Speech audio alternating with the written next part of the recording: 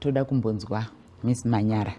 Tinzwewo imimi nhoroondo yenyu, makaziva sei, manga marwara kuti muzoziva kuti ini ndiri kurarama neHIV zvakafamba sei?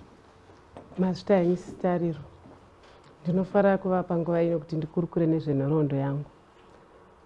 Ranga riri gore ra 2007. Ndakangotanga kurwara zvezvekuti 2 weeks on 2 weeks off. Zvekuti ndakasvika pakupera tingati 2007 2008 kuluza weight kusvika pa 40 kg. Munhu anga achirema 69 kgs. Then kuchipatara ndaenda hongu ndonotorwa ropa, but maresults anga asingabudi. 2009 my young assistant akanditi aiwa kana zviri izvo hatingati bachivanhu nekuti wakakura uri mutano, better travel from Chinoi kuya kupi kuchipingi kuMount Cylinder hospital ndokwandakabetserwa. Vakanditesta everything kubva ku TB yacho, vakagara neni pasi vakati TB hamuna asi muri HIV positive, munozvigamuchira sei? Ndikati ndafara zvakanyanya nekuti kurwara kwesoko ndaingodhiagnoswa zvakasiyana siyana. Right now ndakuziva kuti ndaane prescription yekuziva kuti zviri kunyanya kurarama mandiri ndezvizvi, saka ndinogona kubatsika mukutarisa kweupenyu hwangu. Ndandisisina tariro yekuti ndinorarama ndikachengeta mhuri yangu. From there ndakatanga chingomwawo kotri, vakangonditi kana madzokera kuChinoi munotorwa futi CD4 count. Zvakandishamisa ndezvekuti patime ye 2 weeks ndichidzokera ndichinotorwa ndakazowana ndane 150 yeCD4 count. Ndobva ndainishetwa padrug. Saka madhezi iwayo taitanga tamboita malessons tichinzwisisa kuti tinomwa sei, tinofanira kudya zvakaita sei. Ndakakomplitawo masessions angu zvakanaka. Ndichipedza kumwa pane yavaiti starter pack. Ndobva vachizondisa padrug chairo chairo renormal. Ndakatanga kupika kwandakaita nekuti weight chaiyo kana ganda rangu ranga rakuchinja kudzokera kuita sekubvumwa nemushonga. Ndobva ndafara zvakanaka. Asi dambudziko randakanga ndinaro, husband yangu ndaiudza kuti ndo zvandiri. Semunhu aishandira kunze kwaiva kuchifunga kuti saka zvino zvandoudzwa ndakufanira kuzvidzivirira pabonde ndichataura kuti kudii. Muzamu marriage kuti ungotanga kuti ngatishandise condom. Zvakangooma. And paunenge uchigara wega uchada kuexplaina kuti why iwe wazoita positive. Saka zvakanditorera nguva nekundidya zvakare. Ndikambofunga kuda kuti ndorisiya, ndikati asi ndikarisiya upenyu ndehwangu, upenyu dunga munhu. Whether ndicharambwa kana kuti acharamba achindida, inini upenyu ndehwangu. Because ndakutonzwa kuti zvino ndatogara handisi kurwara. Ndaikosora sitariro zvekuti kana kwanzi kune makata Chinoi munonyatsoziva kuti nzvimbo ine makata. Kuti ndizosara ndosvika pamba vanhu vaitoziva kuti vakuuya. Kana vana nyange vachiita musikanzwa mumba vanotoziva kuti ayo vakutouya regai tidzikame. Ndaikosora zvimwe zvisingati, but pandangotanga medication iyoyi kupinda patherapy zvinhu zvese zvakabva zvaita zvakanaka. Ndobva ndazotaura havana kana kuvhunduka, ndo chinhu chakandifadza chekutanga.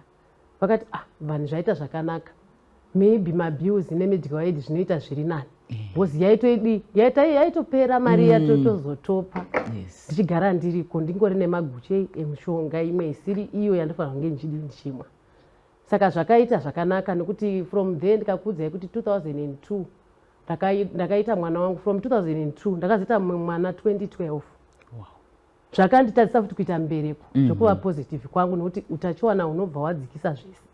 But ndichingotanga mushonga accidentally ndakabva ndabatawo pamwiri. Ndobva ndabereka mwana wangu 2012 accidentally futi 2014 ndobva ndabereka umwe mwana. Anga achiri maaccident takungodaro nekuda kuti protection pamwe pacho inobhesta zvekudzipimo condom taingorizeza chiti rinoita sei rinorwadza. But decision inozopesera yako at the end of the day kuti regai nditry something chinoita kuti ndigare ndine utano hwangu wakazvinakira. Saka ini zvakandibetsera nekuti right now mukatarisa ndinotoita zvekutotaura kuti I am positive. And vachiramba everyday ndofamba nebhuku rangu nebhotoro rangu. Ndinomboendawo ndinoita zvevoluntary paclinic ndakamirira leso kudzidzisa vamwe vangu kuti rwendo rwuti ngarufambe sei kuti tive tiri vatano. nokuti these days kunongedzerwa kunzi ane shura matongo kana kuti zvakamira soso. Ichiri kutaurwa here kunzi shura matongo mukore uno. Izvezvi vakuti kufidha honye havachati shura matongo, vakuti vanofidha honye. Why? Because we look healthy, tiri kushanda zviri normal, tiri kurarama zviri normal nevamwe mucommunity. Ndakatonzwa last year ndiri paboho twikanzi imi vapei mvura vanofidha honye, but ipapo ndakabva ndatora that chance kuvaudza kuti because izvezvi mucommunity of course tinoziva kuti HIV and AIDS iriko, but havasati vanyatsonzwisa difference iri paHIV kusvika kuAIDS. Saka ndakabva ndatorawo that opportunity paboho kubva ndatova lecture kuti endo zvandiri and ndinodada nazvo because I know my status. Ndinoziva kuti ndorarama sei, ndinoziva nutrition yandofanira kuita sei, kudya, because ndikasaziva izvozvo sure ndinoratidzika kuti ndiri positive. Saka vamwe vakatanga kunzwa kuti ko munhu iye anobva ada kutaura even paopen space. Right now havachakwanisa kundipa mazita, vakuuya manje nekubackdoor vachida kunzwisa zvinombofamba sei, and chitobetserawo vamwe zvokuti ana adherence, nutrition, then pakumwa mushonga yedu ipapapa pane yatinoti stress management. Bozi zvimwe zvese tinogona kuzvigona, but pastress ndo imwe inogona kutiuraya within a day. Why? Because tikasaziva kuimanager inotikuvadza, mushonga yedu inotadza kushanda zvakanaka. Stress inenge ichibva pakudi pressure yeupenyu kana kuti kutongofunga kuti chokwadi ndine chirwere, zvinenge zviri kufamba. Zvinoita zvinogona kuti let's say ndaziva kuti ndiri positive, maybe handina kuzvigamuchira kana kuti ndichiri kupomera mumwe. Nokuti ukasabva pakupomera mumwe ungozvasipita ndo zvandiri zvinoita zvakanaka. Then pozoita pamwe pekuti community yakakutenderedza chaiyo chaiyo kuna chada kuziva kuti chii chaya chichimbokudya, saka iye zvino uri kuzvigona sei, zviri kufamba sei ipapo. Saka iwe ukada kuraramira munhu unoita futi that stress. Nokuti uchada kuti pana bhurura akataura nezve positiveness, iwe unobva wangotaura uchingobuda uchiti zvinowanikwa nevanodi vanoita upfambi. But zvaakuda kuziva manje nokuti tikada kutarisa percentage yakawanda nekushanda kwandiri kuita mucommunity, vane michato yacho ye1 wife 1 husband vazhinji vacho ndo varipo. Ma6 workers atoshanda nawo vazhinji vacho havasi and they are negative. Saka zvimwe zvacho zvoda kuzviaccepta, then tozoenda padisclosure. Noti iwe ukasadisclosure kune the closest first of all vanotadza kuziva manje kuti chii chiri kumbonyatsoitika, especially vana chaivo chaivo. Noti iwe ukavaudza kuti ndo zviripo, mishonga yangu ndinotora na7 kana ndotora na6, munoziva kuti mwana ari 6 year old anogona kutaura kuti alarm ikarobva ati mama inguva yenye mushonga kana kutokuigira ibhodho racho. Alright, handina kudisclosure, mai mutaveni vauya kuzotandara nini, 6 dzabva dzakwana, ini ndinofanira kutora mushonga wangu na6. Saka ndichamwai kana kuti ndakutodifauta. Nekuti tinoti kudifauta kutotangira pama-hours handasiya handaifanira kumwa mushonga wangu.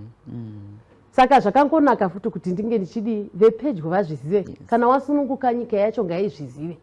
Ndava ndikasvika kana panhamo sistariro, isu hatidye zvine mafuta akawanda, hatidye shuga yakawanda. Handitika ndoziva kuti makebheji nyangwe rikabikwa ndi aiwa rakawanda mafuta wasikana idyai zvenyu, inda kudya sadza rakadaro.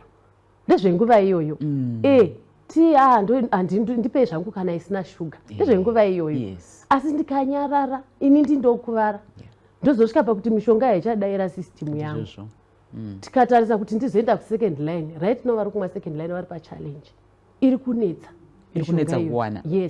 Iri kunetsa, iri special kwedu Caledonia anogona kunzi inda kuruwa, chinda kuWilkins, inda kupi, akutravela mari yacho futi unenge usina. Saka munoona kuti upenyu hwekurarama uine utachiwana hunongoda kuzvigamuchira. Yes, we don't force people kuti vazvigamuchire, but tinovaratidzawo kuti ma-advantages nema-disadvantages ndevapi. Bo zvafanana nendichifamba nebhuku rangu, sistariro zvonzi ndakolapsa, chinhu chamunomhanyira kuti muzodedza ambulance munotarisa mubhegi mangu, mafoni, muona mune bhuku nebhodho remushonga. Even mukasvika kuchipatara havachatanga kuita mamwe matesti mamwe ese ayaya. Why? Because vatoziva kuti ndiri patient yakamira soso. Saka ndoona sekuti inini zvangu zvakandibatsira zvikuru sei iri leso, nekuti vakandi encourage kubva kuma support groups right now ndine simba rekupinda mumusha handineti sitariro ndichiudza vamwe and ndinonzwa kufara kana ndichinge ndabatsira mumwe. I think last year tatine mumwe aisaziva kuti is it TB kana kuti is HIV. Tikamutora tikaenda nayo clinic akateswa. From there zvakamunetsa futi kumwa mushonga. But takamubetsera zvekuti ezvino mukamona munotoudzwa nekuona mabhuku asimba. Saka munonyatsaona kuti iwe life kana wakapiwa life nemumwe munhu unoda kuipawo kune mumwe munhu kuti iye anyatsoona kuti kuva positive hazvirevi kuti uri kufa because inchandonzwisisa nechekuti HIV haiurayi. Unotorarama zvakanaka ugoona vazukuru nevazukuru ugoshandira mhuri yako. Ndoda kudzoka pamamistake enyaya maviri ekuti mwana 2012 mwana 2014 vanhu vangade kunyatsonzwisisa nokuti pane madzimai mazhinji anonetseka naizvozvo nenyaya yeEMTCT yakuitwa yekuzoti samai ndisape mwana utachiwana tichiona tikatarisa isusu senyika yeZimbabwe tiri pamusoro zvikuru panyaya yekudzivirira vana iyoyo kuti vana vedu vatinozvara kunyange ndine HIV but mwana anobuda asina utachiwana. Imi makazvifambisa sei nechirongwa ichochichi? Ndakakurumidza kuregister ndaziva kuti ndine pamwiri. Ndadaro chiremba vakandidzidzisa kuti munofanira kugara muchizvidzivirira kuitira mwana. Then pamunozonosununguka pane tablet ramuchapuwa. Saka ndaigara ndichienda futi kuma-check-ups angu zvakanaka-naka. Ndichitorwa masikani. Kusvika ndakasununguka zvakanaka. Mozati ndakafara ndichidedzerwawo madhoktors ari mukategori yandiri. Vakandiitirawo zvakanaka, vakandigashira mwana wangu, vakandipfekedzera mwana wangu zvokuti ndakanyatsoona kuti kusaziva zvedu asi tiri vana mambo nokuti tinobatwa zvakanaka. Then from there ndakayamwisa mwana wangu wa2012 for 5 months. Dokta vakanditi chiintroduce mwana mukaka kana kunani kana muchikwanisa kuita zvenani. For sure ndichimungointroduce akabva aramba wemuzamu. Ndakayamwisa mwana wangu for 6 months, 5 months idzoka no water mukaka bedzi and mwana ye haana kumbondinetsa and ari kukura zvakanaka. Akazoenda kunotestwa akaonekwa ari negative. Then the second mistake zvakaitika ipapo ndakatorelaxa because zvandakaita instead yekuti ndipractice zvezvokunzi panzira dzekudzivirira pamwiri ndakaisa ningi depo then ndaimwa matablets rabva rabesta ndabva ndabata pamwiri. Dokta ndo akatondiudza kuti you are 3 weeks 8 days. Ndaenda ndichiti mudumbu plus I'm losing appetite. Ndobva from then ndatoziva ndozviripo hapana zvekuzviita. Handiti ndakangana manje kuziva kuti ndafaraka. Piritsi ratiri kumwa rinokurira nzira dziya dzatinoti ndedzekudzivirira kubata pamwiri. Handiti ka saka ndo zvakaita kuti ndibate pamwiri. Hapana wandaifanira kupomera kana kuti zvezvose takazomwa mapiritsi akaexpire kana kuti injection yakabaya yakaexpire. But chokwadi chiripo ndechekuti piritsi iroro raikurira mhando dzanga dziripo dzekudzivirira kubata pamwiri. Ndikasununga futi mwana wangu zvakaita sei zvakanaka. Akayamwa iye akayamwa 2 years. 2 years. But pagore pa6 months haana kumbobvira akamwa mvura.